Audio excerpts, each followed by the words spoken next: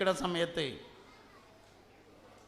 കോട്ടക്കലടുത്തൊരു സ്ഥലത്ത് തഴവ ഉസ്താദിൻ്റെ വയല് കേൾക്കാൻ വേണ്ടി പോയി. ആകെ ഒരു പ്രാവശ്യം തന്നെ കണ്ടിട്ടുള്ളൂ, ഒരു പ്രാവശ്യം തന്നെ നേരിട്ട് കേട്ടിട്ടുള്ളൂ. തഴവ ഉസ്താദിൻ്റെ വയല് കേൾക്കാൻ വേണ്ടി പോയി. മെല്ലിച്ചിട്ടൊരു മനുഷ്യനാണ്, മുണ്ടൊക്കെ ഇങ്ങനെ ഇട്ടിട്ട് ഉള്ള ഒരു, അന്ന് കുറച്ച് ഇറക്കം കൂടുതലുള്ള ജുബ്ബൊക്കെ ഇടണ ഒരാളാണ് ഞാൻ കണ്ട സമയത്ത്. അങ്ങനെ വയല് എന്താ വെച്ചാൽ സ്വലാത്ത് ചൊല്ലുന്നതിനെ കുറിച്ചാണ് വയല്. അതിങ്ങനെയാണ് പറഞ്ഞത്: കോഴിക്കോടുള്ള കുഞ്ഞി മുഹമ്മദ് എന്ന് പേരായ ഒരാൾ പ്രധാനമന്ത്രിയുടെ ദുരിതാശ്വാസ നിധിയിലേക്ക് 1 രൂപ അയച്ചു. 1 റുപ്യ അയച്ചു. എല്ലാ ദിവസവും 1 റുപ്യ അയച്ചു. കോടിക്കണക്കിന് ഉറുപ്പ്യുള്ള പ്രധാനമന്ത്രിയുടെ ദുരിതാശ്വാസ നിധിക്ക് 1 റുപ്യ കൊണ്ട് എന്താ? പക്ഷെ കുഞ്ഞമ്മ എന്ത് ചെയ്തു? 1 റുപ്യ അയച്ചു. കുറേ ദിവസം ഈ 1 റുപ്യ ഇങ്ങനെ കിട്ടിയപ്പോൾ പ്രധാനമന്ത്രിയുടെ സെക്രട്ടറി മൂപ്പരോട് പറഞ്ഞു, കോഴിക്കോടുള്ളൊരു കുഞ്ഞു മുഹമ്മദ് എന്ന് പറഞ്ഞ ആള് നമ്മളെ ഫണ്ടിക്ക് 1 റുപ്യ അയക്കണുണ്ട് എന്ന് പറഞ്ഞു. പക്ഷെ അതിനൊരു പരിഗണന ഒന്നും കിട്ടുമല്ലോ, 1 റുപ്യ അല്ലേ, അങ്ങനെ എത്ര വിരാന്തന്മാർ എന്ന് വിചാരിക്കും, സ്വാഭാവികം. പക്ഷേ അയാൾ നിർത്തിയില്ല.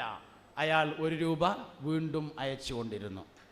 കുറേ കഴിഞ്ഞപ്പോൾ സെക്രട്ടറി വീണ്ടും പറഞ്ഞു, അന്ന് ഞാൻ പറഞ്ഞില്ലേ കോഴിക്കോടുള്ളൊരു കുഞ്ഞഹമ്മദ് നമ്മുടെ ഫണ്ടിലേക്ക് 1 രൂപ അയക്കണുണ്ട് എന്ന്, അയാൾ ഇപ്പോഴും അയക്കണുണ്ട് എന്ന് പറഞ്ഞപ്പോൾ അയാൾ ഇപ്പോഴും അയക്കണുണ്ടോന്നോ എന്ന് ചോദിച്ചു. വീണ്ടും 1 രൂപ അയക്കൽ തുടർന്നു. കുറേ കഴിഞ്ഞപ്പോൾ വീണ്ടും ഇങ്ങോട്ട് ചോദിച്ചു, അന്ന് ഇജ്ജ് പറഞ്ഞില്ലേ 1 റുപ്യ അയക്കണൊരു കുഞ്ഞഹമ്മദ് ഉണ്ട് എന്ന്, അതിപ്പോൾ കിട്ടലുണ്ടോ ചോദിച്ചു. അപ്പോൾ പറഞ്ഞു ഇപ്പോഴും കിട്ടുന്നുണ്ട് പറഞ്ഞു. അങ്ങനെ പിന്നൊരിക്കൽ വലിയൊരു ഉദ്ഘാടന പരിപാടിക്ക് വേണ്ടി പ്രധാനമന്ത്രി കോഴിക്കോട്ടേക്ക് വരികയാണ്. വരുന്നതിൻ്റെ മുന്നേ തന്നെ പറഞ്ഞു, അന്നത്തെ ആ കുഞ്ഞഹമ്മദ് ഉണ്ടെങ്കിൽ ഒന്ന് സ്റ്റേജ് നമുക്ക് ഹാജരാക്കണം എന്ന് പറഞ്ഞു. അതിലൊരു പ്രത്യേകമായ പാസ്സൊക്കെ കിട്ടി. സെക്യൂരിറ്റി ചെക്കിങ്ങൊക്കെ കഴിഞ്ഞിട്ട് സ്റ്റേജുമൊക്കെ ഇങ്ങനെ ചെല്ലാണ് കുഞ്ഞഹമ്മദ്. അതിൽ പ്രധാനമന്ത്രി കസാലയിൽ നിന്ന് ഇങ്ങോട്ട് നീച്ചിങ്ങാണ്ടുണ്ടാവും ഒരു കെട്ടിപ്പിടിക്കൽ. ഇങ്ങനെ മഷറയിൽ നമുക്ക് ചെല്ലേണ്ടി വരുന്നൊരു സമയമുണ്ട്. ആ സമയത്താണ് ചെല്ലണമെങ്കിൽ എല്ലാ ദിവസവും മുടങ്ങാതെ ഒരു 3 സലാത്താണ്ട് അയച്ചാളിട്ടോ എന്ന് പറഞ്ഞത് ചെറിയ കുട്ടി ഓതാൻ പോലെ തുടങ്ങിയ സമയമാണ്. ഞാൻ അന്ന് വയലേക്കാൻ പോയിട്ട് കേട്ടതാണ്, ഇപ്പോഴും കൽബിലുണ്ട്. അതുകൊണ്ട് ആത്മഹർഷം തുടികൊട്ടുന്ന ഖിയാമത്തിലെ ഏക പ്രതീക്ഷയുള്ള വെള്ളം മുഹമ്മദ് നബിയുടെ വെള്ളമാണ് സല്ലല്ലാഹു അലൈഹി വസല്ലം. ഈ ശഫാഅത്ത് എന്ന് പറഞ്ഞാൽ അവകാശമില്ലാത്ത ഒരു കാര്യം കിട്ടലല്ല, അവകാശമുള്ളത് സ്പീഡാവലാണ്. കണ്ണില്ലാത്തോന് കണ്ണട വെച്ചാൽ കാണുന്നില്ല. കുറച്ചീച്ച കാഴ്ച ഉള്ളവന് നല്ലോണം കാണാനാണ് കണ്ണട. ഒരു യോഗ്യതയില്ലാത്ത ആൾക്ക് ശഫാഅത്ത് കിട്ടൂല, അതുകൊണ്ടൊരു സ്വർഗത്തിലും പോവില്ല. സ്വർഗത്തിലേക്ക് യോഗ്യതയുള്ള ഒരാൾക്ക് സ്വർഗം സ്പീഡാവാനാണ് ശഫാഅത്ത് എന്ന് പറയുന്നത്. ആ ഒരു ശഫാഅത്തല്ലാതെ വേറെ ഒരു പ്രതീക്ഷയും മശ്റയിലില്ല, വേറെ ഒരു പ്രതീക്ഷയില്ല. അതാണ് അശ്ശഫാഅത ഹബ്ലന ഫിൽ ഖിയാമതി മുഷ്ഫിഖൻ വഹ്ലനാ ഇൻലായാ സയ്യിദി ഖൈറൻ നബി അസ്സലാത്തു അലൻ നബി കുല്ല വഖ്തിൻ ദായിമൻ ലാഹ നജ്മുൻ ഫിസ്സമാ സയ്യിദി ഖൈറൻ നബി ലാ ഇലാഹ ഇല്ലല്ലാഹു ലാ ഇലാഹ ഇല്ലല്ലാഹ് ലാ ഇലാഹ ഇല്ലല്ലാഹു മുഹമ്മദുർ റസൂലുള്ളാഹ്. മുഅ്മിനീങ്ങളെ, അള്ളാൻ്റെ ദുനിയാവിലെ പഠിച്ചാൽ തീരാത്ത ഒരു വിഷയം മാത്രമേ ഉള്ളൂ. വേറെ എല്ലാ വിഷയം പഠിച്ചാൽ തീരും. പഠിച്ചാൽ തീരാത്ത ആകെ ഒറ്റ വിഷയമുള്ളൂ, അതാണ് മുഹമ്മദ് നബി സല്ലല്ലാഹു അലൈഹി വസല്ലം. ബാക്കി എല്ലാ വിഷയങ്ങളും പഠിച്ചാൽ തീരും. പഠിച്ചാൽ പഠിക്കുന്നതിനനുസരിച്ച് കൂടി വരുന്ന വിഷയമാണ് മുഹമ്മദ് നബി എന്ന് പറഞ്ഞ വിഷയം. നമ്മളെല്ലാവരും ഉമ്മ പ്രസവിച്ചതാണ്. ഈ ഇരിക്കണ എല്ലാവരും ഉമ്മാർ പ്രസവിച്ചതാണ്. നമ്മുടെ ഉമ്മ നമ്മളെ പ്രസവിക്കുന്ന സമയത്ത് ചുരുങ്ങിയത് അവിടെ 3 ആളുണ്ടാവും. ഉമ്മ ഏതായാലും ഉണ്ട്, ഉമ്മാൻ്റെ അമ്മയുണ്ട്, പിന്നെ പ്രസവത്തിൻ്റെ മേൽനോട്ടം നയിക്കുന്ന ഒരു മിഡ് വൈഫും ഉണ്ട്. 3 ആൾ എന്തായാലും ഉണ്ടാവും. ഈ 3 ആൾ നമുക്ക് ഓർമ്മയില്ല. എന്നാൽ മുഹമ്മദ് നബിക്ക് ഓർമ്മ ഉണ്ടായിരുന്നു സല്ലല്ലാഹു അലൈഹി വസല്ലം. മുഹമ്മദ് നബി സല്ലല്ലാഹു അലൈഹി വസല്ലം തങ്ങൾക്ക് ഓർമ്മയുണ്ടായിരുന്നു. ഞാൻ ഈ ദുനിയാവിലേക്ക് ജനിച്ചു വരുമ്പോൾ അവിടെ ഉണ്ടായിരുന്നത് ഇന്ന ആളുകളാണെന്ന് അഷ്റഫുൽ ഖൽഖ് ഹബീബുനാ റസൂലുള്ളാഹി സല്ലല്ലാഹു അലൈഹി വസല്ലം തങ്ങൾ പറഞ്ഞിട്ടുണ്ടായിരുന്നു. ഓർമ്മയുടെ മഹാ അത്ഭുതമാണ് മുഹമ്മദ് നബി സല്ലല്ലാഹു അലൈഹി വസല്ലം. ഓർമ്മയുടെ വലിയ അത്ഭുതമാണ്. ഒരു മനുഷ്യന് നോർമലി ബാക്കിലേക്ക് ചിന്തിച്ചാൽ 5 കൊല്ലം കിട്ടുക എന്നാണ്. നമ്മളിങ്ങനെ ബാക്കിക്ക് നോർമലായിട്ട് ആലോചിച്ചാൽ 5 വർഷം കിട്ടുക. പിന്നെ ലഭ്യമായ തെളിവുകളും ഡയറിയിൽ എഴുതി വെച്ച ഡേറ്റുകളൊക്കെ ഇങ്ങനെ നോക്കിയിട്ട് ഒരാൾ പോയാൽ 8 വയസ്സ് വരെയാണ് പോകാൻ കഴിയുക. പണ്ട് എൻ്റെ വാപ്പ കയ്യും പിടിച്ചിങ്ങാണ്ട് 1-ാം ക്ലാസ്ക്ക് ഇങ്ങനെ കൊണ്ടുപോയപ്പോന്ന് നമ്മളിങ്ങനെ പറയണത് കൊണ്ടുപോയിട്ടുണ്ടാവും എന്നുള്ള ഉറപ്പിലങ്ങനെ പറയാനല്ല, അത് ഓർമ്മ ഉണ്ടായിട്ട് പറയുന്നതല്ല. 8 വയസ്സ് വരെയാണ് ബാക്കിലേക്ക് പോവുക. ജീനിയസായ അപൂർവ ആൾക്കാർ അതിൻ്റെ മുന്നേക്ക് പോയേക്കാം എന്നേ ഉള്ളൂ. നോർമലി ഒരാൾ പോകൂല. പരമാവധി പോയാൽ ഈ 8 വയസ്സ് വരെ പോണതിനൊരു കാരണം കൂടിയുണ്ട്. 8 വയസ്സ് കഴിഞ്ഞിട്ടാണ് നമ്മൾ കേടന്നിട്ടുള്ളത് എന്നുള്ളതാണ് കാരണം. അതിന് മുമ്പ് നല്ല മനുഷ്യന്മാരായിരുന്നു. 8 വയസ്സിന് മുമ്പ് നമുക്ക് ആരോടും ദേഷ്യം ഉണ്ടാവില്ല. കുട്ടികൾക്ക് ആരോടും ദേഷ്യമില്ലല്ലോ. എല്ലാവരെ കണ്ടാലും ചിരിക്കും, എല്ലാവരെ കണ്ടാലും സന്തോഷം പ്രകടിപ്പിക്കും. പിന്നെ വാപ്പ പറയും ഇന്ന ആളെ കണ്ടാൽ ചിരിക്കരുത് കേട്ടോ, അപ്പോൾ അവനോട് ചിരിക്കൽ നിർത്തി. അങ്ങനെയാണ്. അതൊക്കെ 8 വയസ്സിന് ശേഷമാണ് സംഭവിക്കുന്നത്, അതിന് മുമ്പ് ഇല്ല എന്നുള്ളതാണ്. അതുകൊണ്ട് നമുക്ക് 8 വയസ്സിന് മുമ്പുള്ള അവസ്ഥയിലേക്ക് ഒരാൾക്ക് മടങ്ങാൻ പറ്റിയാൽ ഈ ലോകത്തെ ഏറ്റവും മുത്തഖിയായ മനുഷ്യൻ അവനായിരിക്കും. അതുകൊണ്ടാണ് നമ്മൾ പോകാത്തതിൻ്റെ കാരണം. ശൈത്താൻ അങ്ങോട്ട് പോകാൻ അയക്കൂല, 8 വയസ്സിന് മുമ്പത്തേക്ക് മടങ്ങാൻ സമ്മതിക്കൂല. ഓൻ എന്തെങ്കിലുമൊക്കെ മറ വെച്ചിട്ട് അത്തിരിയിട്ടൊന്ന് പോണ്ടാറേ അങ്ങനെ മുടക്കിങ്ങാണ്ട് വെക്കും. എന്നാൽ മുഹമ്മദ് നബിക്ക് ഓർമ്മ ഉണ്ടായിരുന്നു സല്ലല്ലാഹു അലൈഹി വസല്ലം. 8 വയസ്സിന് മുമ്പ് എന്ന് മാത്രമല്ല, ജനിക്കപ്പെട്ട സന്ദർഭത്തിലുള്ള അവസരങ്ങൾ, അന്നത്തെ അവസ്ഥകൾ, സാഹചര്യങ്ങളെ കുറിച്ച് നബി തങ്ങൾ സംസാരിച്ചിട്ടുണ്ടായിരുന്നു സല്ലല്ലാഹു. ലോകത്തെ എല്ലാ പ്രധാനപ്പെട്ട ആളുകളുടെയും കുട്ടിക്കാലം പഠിക്കപ്പെട്ടിട്ടുണ്ട്. എല്ലാവരുടെയും, ഉണ്ണിയേശു, ഉണ്ണിക്കണ്ണൻ, എല്ലാവരുടെയും കുട്ടിക്കാലം പഠിക്കപ്പെട്ടിട്ടുണ്ട്. മുഹമ്മദ് നബിയുടെയും കുട്ടിക്കാലം പഠിക്കണം സല്ലല്ലാഹു അലൈഹി വസല്ലം. ചെറിയ കുട്ടിയായിരിക്കുമ്പോഴുള്ള ഓരോ കാര്യങ്ങളും നമ്മൾ പഠിച്ചുകൊണ്ടിരിക്കണം.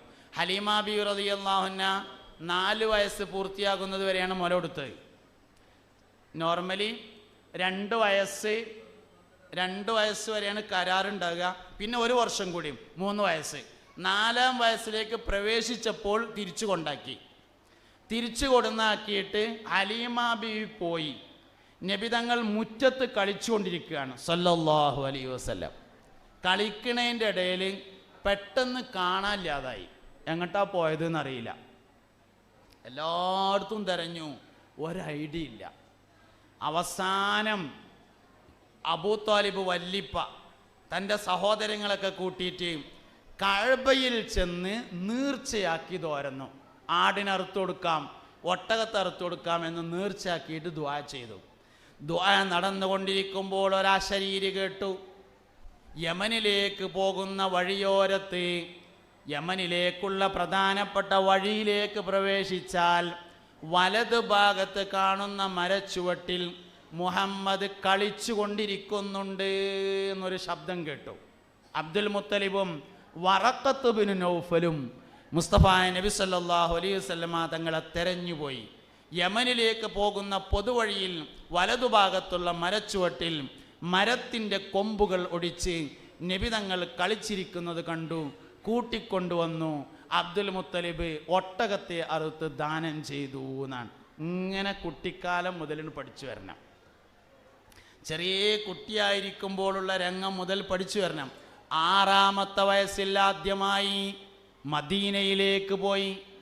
ഉമ്മയുണ്ട് കൂടെ. ഉമ്മു ഐമൻ എന്ന അടിമ സ്ത്രീയുമുണ്ട്.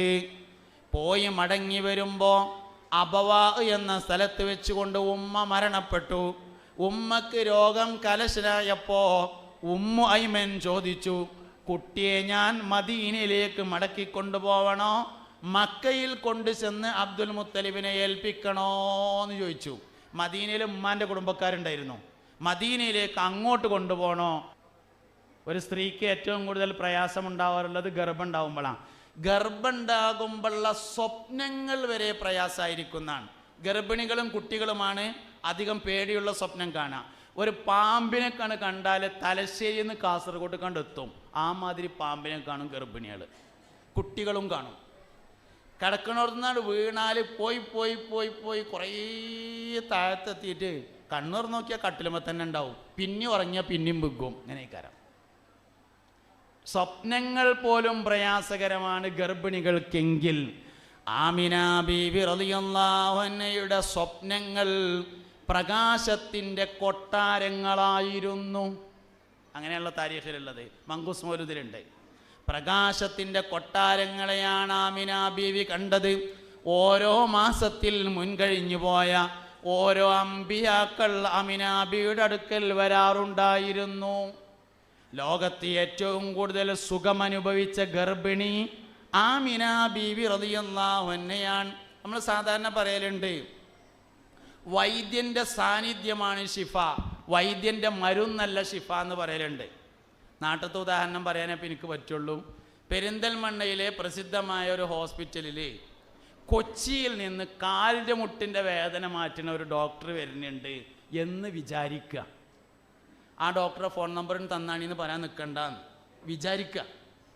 അയാളെ 3 മാസം മുമ്പ് ബുക്ക് ചെയ്താലേ കിട്ടുള്ളൂ എന്നും വിചാരിക്കുക. ഇതൊക്കെ വിചാരിക്കാനേ പറ്റുള്ളൂ. അങ്ങനെ 3 മാസം മുമ്പ് ബുക്ക് ചെയ്തു.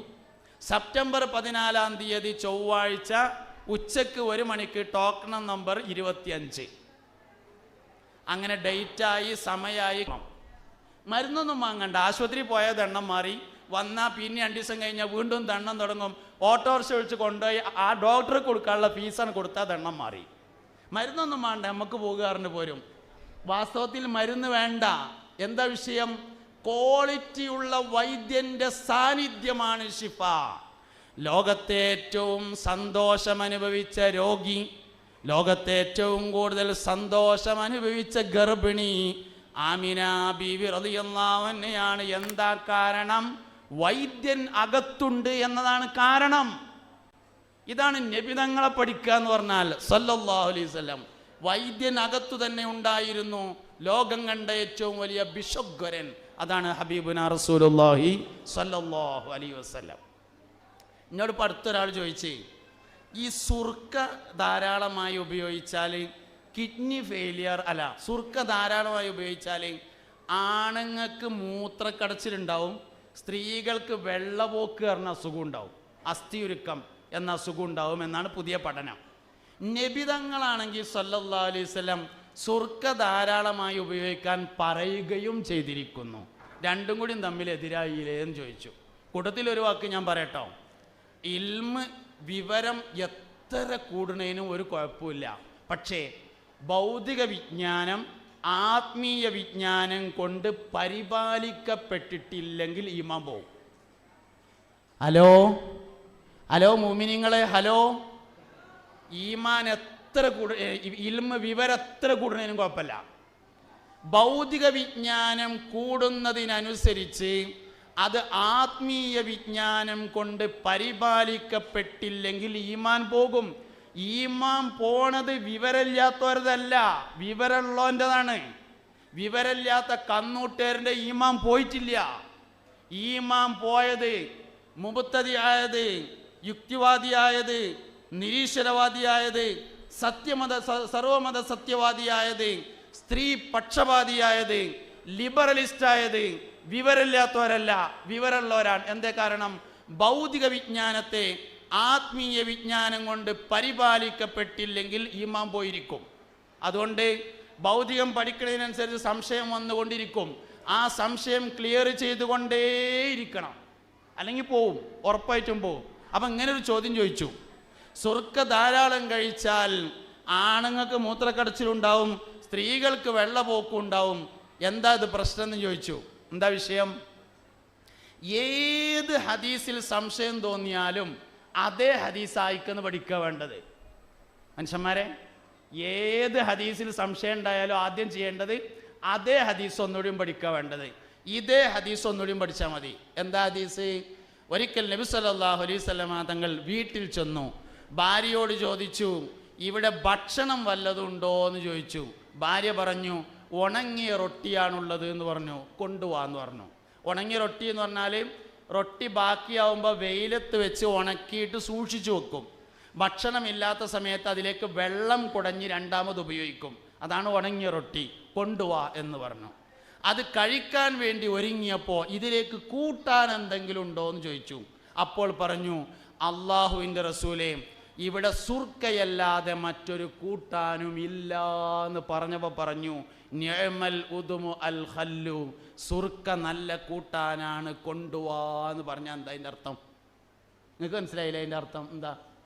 വേറെ ഒന്നും ഇല്ലെങ്കിൽ എന്നാണ് അർത്ഥം. ഇങ്ങനെ ഏത് ഹദീസിൽ സംശയം തോന്നിയാലും അതേ ഹദീസ് രണ്ടാമത് പഠിച്ചാൽ മതിയാവും. ഹദീസ് എന്നത് വഹയിൻ്റെ ഇൽമാണ്. അതിൽ വരുന്ന സംശയത്തിൻ്റെ മറുപടി അതിൽ തന്നെ ഉണ്ടായിരിക്കും. ഞാൻ